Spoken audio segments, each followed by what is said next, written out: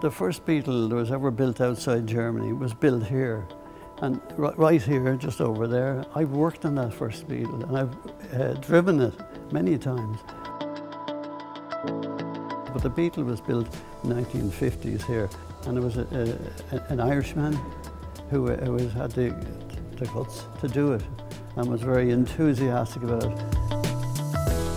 Like where we're standing now, this is more or less where the assembly was, down along that wall down there and back this way. They were all just put together physically, and they didn't have big cranes like they did now. The boxes of parts, they were called CKD, which means completely knocked down. That's how the cars arrived in pieces, and they were reassembled here.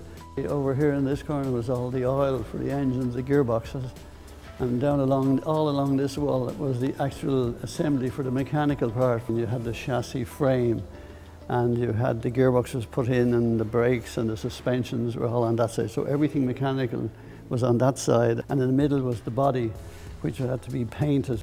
50 to 60 people involved in assembly. At the very back, they had all the metal pieces fabricated and spot welded and put together and brazed and then painted.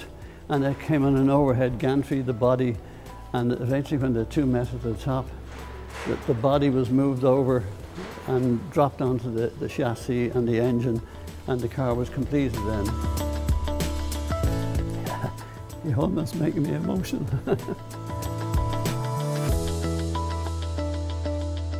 The average family car at the time, it did 30 miles a gallon.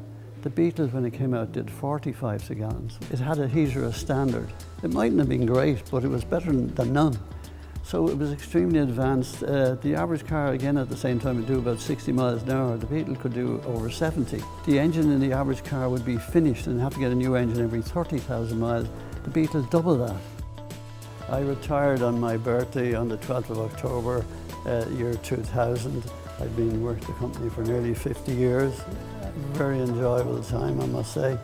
But now that I'm retired, I have just been elected the president of CAR.